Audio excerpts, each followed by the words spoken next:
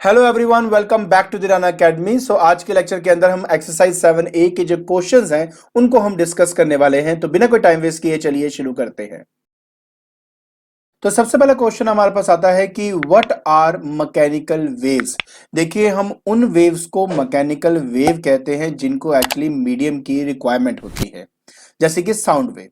अगर हम बात लाइट की करते हैं तो वो मैकेनिकल वेव नहीं है, बिकॉज उसको किसी मीडियम की रिक्वायरमेंट नहीं होती। तो बेसिकली मतलब समझने वाली बात सिर्फ इतनी है कि वो वेव जिसकी एनर्जी को ट्रांसमिट करने के लिए आपको किसी मीडियम की रिक्वायरमेंट होती है, तो उसको हम कहते हैं अपना मैकेनिकल वेव। फिर हमारे पास आता है डिफाइन द फॉलोइंग टर्म्स, जिसमें एम्पलीट्यूड, फ्रीक्वेंसी, वेवलेंथ और वेव वेलोसिटी हमारे पास आती है। तो मैंने इसके बारे में आपको डिस्कस किया था कि जब एक पार्टिकल वाइब्रेट करती है अबाउट इट्स मीन पोजीशन, तो मैक्सिमम कितना डिस्प्लेस करती है फ्रॉम इट्स मीन पोजीशन, उसी को हम एम्पलीट्यूड का नाम देते हैं। फ्रीक्वेंसी का मतलब होता है कितनी नंबर ऑफ वेव्स आपकी प्रोड्यूस हो रही हैं इन 1 सेकेंड। वेवलेंथ का मतलब होता है कि कितना डिस्टेंस एक वेव ट्रेवल कर रहा है एक टाइम पीरियड के अंदर। एक टाइम पीरियड मतलब होता है time taken to complete one wave. तो एक टाइम पीरियड के अंदर एक वेव कितना डिस्टेंस ट्रेवल करती है उसको हम वेवलेंथ का नाम देते हैं। जहां तक बात होती है वेव वेलोसिटी की, तो एक वेव कितना डिस्टेंस ट्रेवल करती है 1 सेकेंड में। दोनों का डिफरेंस समझ लेना प्लीज। वेवलेंथ में मैंने कहा कि वन टाइम पीरियड में, और यहां पे है 1 सेकेंड में कितनी जो डिस्टेंस है वो ट्रेवल कर रही है, उसको वेव वेलोसिटी का हम नाम देते हैं। क्लियर हो गया। फिर हमारे पास आता है a wave passes from a medium to another medium, mention one property of the wave which change. देखिए, आपका इस केस में स्पीड भी चेंज होता है, वेवलेंथ भी चेंज होता है, इंटेंसिटी भी चेंज होती है। जो चेंज नहीं होता वो सिर्फ आपकी होती है फ्रीक्वेंसी। नेक्स्ट क्वेश्चन में कहता है कि state two factors on which the speed of the wave travels in a medium depends. आपको मैंने बताया था बेटा कि एक्चुअली में दो चीजों पे डिपेंड करता है, पहला डेंसिटी पे और दूसरा टेम्परेचर पे। ठीक है, एक बात हमेशा याद रखिए, अगर तो डेंसिटी आपकी ज्यादा होती है गैस की, खास तौर पे हम एयर की बात कर रहे हैं ना, तो उस केस में इनवर्सली प्रोपोर्शनल होता है आपका स्पीड ऑफ साउंड। अगर हम बात कर रहे हैं टेम्परेचर की, तो जितना ज्यादा टेम्परेचर होगा उतना ज्यादा आपके साउंड की स्पीड होती है। फिर आता है कि state two differences between the light and the sound wave. देखो, लाइट जो है वो एक इलेक्ट्रोमैग्नेटिक वेव है, बट जो साउंड वेव है वो एक मैकेनिकल वेव है। मतलब लाइट को किसी भी मीडियम की रिक्वायरमेंट नहीं है, वो वैक्यूम में भी ट्रेवल कर सकती है, बट साउंड वेव को किसी न किसी मीडियम की रिक्वायरमेंट होती है। ठीक है। उसके बाद what do you mean by the reflection of sound. तो मैंने आपको कहा कि जब एक साउंड ट्रेवल करती है इन ए गिवन मीडियम के अंदर और वो किसी सरफेस से स्ट्राइक करती है, तो वो बाउंस बैक करती है सेम या अदर डायरेक्शन की तरफ, बट वो सेम मीडियम में आ जाती है। सो इसी फिनोमेनन को रिफ्लेक्शन ऑफ साउंड कहा गया है। क्लियर। अब वो कहता है कि एक ऐसा कंडीशन बताओ ताकि reflection of sound take place कर सके। तो मैंने एक ही कंडीशन बताई थी आपको, और वो कंडीशन क्या थी? वो ये थी कि जो साइज है मेरी रिफ्लेक्टिंग सरफेस का, that must be bigger than the wavelength of the sound wave, जो मैंने आपको डिस्कस किया था। फिर था नेम अ डिवाइस। अरे बहुत सारे डिवाइसेस, जैसे लाउड स्पीकर हो गया, बल्ब हॉर्न हो गया आपका, स्टेथोस्कोप हो गया आपका, ठीक है, हियरिंग एड हो गया, साउंड बोर्ड हो गया, ये सब जितने भी हैं ये सारे के सारे इनके डिवाइसेस के नाम है। नेक्स्ट क्वेश्चन में कहता है कि what is meant by echo. तो हमने कहा था कि if a person stand at some distance from the wall और a hill side and produces a sharp sound, he hears two distinct sounds, one original sound जो वो खुद produce कर रहा है, और दूसरा जो रिफ्लेक्ट बैक होके आपके पास आ रही है। अगर आप इन दोनों आवाजों को अलग अलग सुन सकते हो तो वो आपकी एको होती है। कंडीशंस मैंने आपको तीन कंडीशंस बताई थी। पहले तो यही कि ओरिजिनल साउंड और रिफ्लेक्टर साउंड के बीच में 0.1 सेकेंड का डिफरेंस होना चाहिए, क्योंकि हमारी जो परसिस्टेंस ऑफ साउंड है, मतलब जो साउंड है वो हमारे ईयर के अंदर परसिस्ट करती है for 0.1 second. Minimum distance 17 metre इसी हिसाब से हमारे पास आता है। एक तो ये बात थी।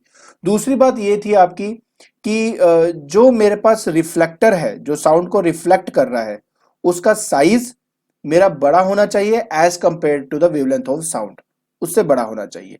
तभी क्या करेगा, वो मेरे साउंड को रिफ्लेक्ट करके वापस उसी मीडियम में भेजेगा, अदरवाइज नहीं भेजेगा आपका। ठीक है। फिर हमारे पास आता है a man is standing at a distance of 12 metre from a cliff. तो देखो, सिंपल सी बात है, आपको अच्छे से पता है जो टी है वो हमारे पास 2D/v होता है।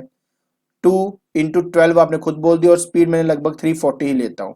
सॉल्व करोगे तो लेस देन 0.1 सेकेंड आपके पास टाइम आएगा। और मैंने क्या कहा था कि ओरिजिनल एंड जो आवाज टकरा के आ रही है, रिफ्लेक्टेड साउंड, उसके बीच में कम से कम 0.1 सेकेंड का डिफरेंस होना चाहिए। ज्यादा हो सकता है, इससे कम नहीं हो सकता, बट इसमें इससे कम हो रहा है, तो ये चीज आपकी मतलब फिजिबल नहीं है, मतलब मैं इसको एज ए एको नहीं कहूंगा अपना, ठीक है। उसके बाद स्टेट टू एप्लीकेशन ऑफ एको। अभी आपको कितनी सारी एप्लीकेशन बताई थी मेडिकल साइंस के अंदर, कैसे यूज होता है, डॉल्फिन कैसे यूज करते हैं इसको, है ना। तो ये तो आप आराम से कर सकते हो। फिर आता है explain how the speed of sound can be determined by the method of echo. Simple सी बात है, जो स्पीड है वो हमारे पास होता है दैट इज 2D/T। कहने का मतलब ये है कि एक पर्सन है, वो साउंड को प्रोड्यूस करे, ठीक है। जैसे वो साउंड को, जैसे वो बोले साथ के साथ अपने जो है स्टॉप वॉच को ऑन कर ले, और जब टकरा के वापस आएगी तब स्टॉप वॉच अपना ऑफ कर ले, तो मुझे टाइम का डिफरेंस पता लग जाएगा। मुझे टाइम का डिफरेंस पता लग गया, एंड डिस्टेंस मुझे पता ही है कि मेरा ऑब्स्टेकल और मेरे बीच में कितना डिस्टेंस है वो पता हो, तो बस वैल्यू में सब्स्टिट्यूट करके आराम से अपने स्पीड को फाइंड आउट कर सकता हूं। फिर कहता है कि state the use of echo by bat, dolphin, fisherman. तो ये तो मैंने आपको अच्छे से एक्सप्लेन कर दिया था किस तरह से होता है कि वो अल्ट्रासोनिक वेव को भेजते हैं, वहां से टकराता है, किसी भी ऑब्स्टेकल से टकराएगा, टकरा के वापस आएगा, एंड उससे पता लग जाता है कि एक्चुअली कितनी दूरी है उस ऑब्स्टेकल की। फिर हमारे पास आता है कि how do bats avoid obstacle in their way when in flight. तो जैसे मैंने आपको कहा था बेटा, ये एग्जैक्टली वही है, मैं समझा चुका हूं इसके बारे में।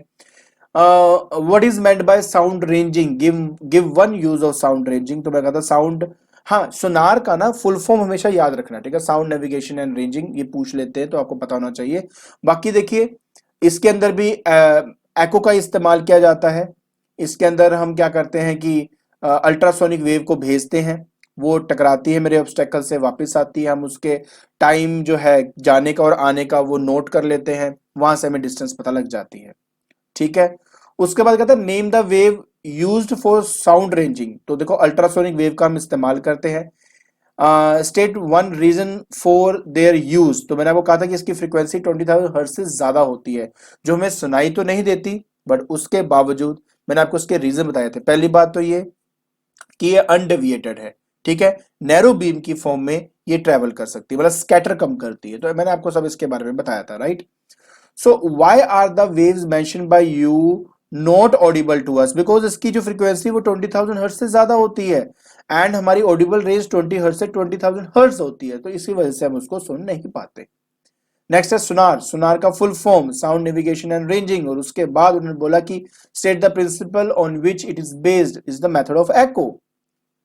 एंड लास्ट हमारे पास आता है state the use of echo in medical field. तो मैंने आपको बताया था कि एक्चुअली में एको method of ultrasonic wave is used for imaging of the human organs such as liver, gallbladder, uterus, womb, and which is called the ultrasonography, ठीक है। तो एक्चुअली में मेडिकल फील्ड के अंदर इसका बहुत बड़ा यूज होता है। आई होप आपको ये क्वेश्चन और उनके आंसर समझ में आ गए होंगे, ठीक है।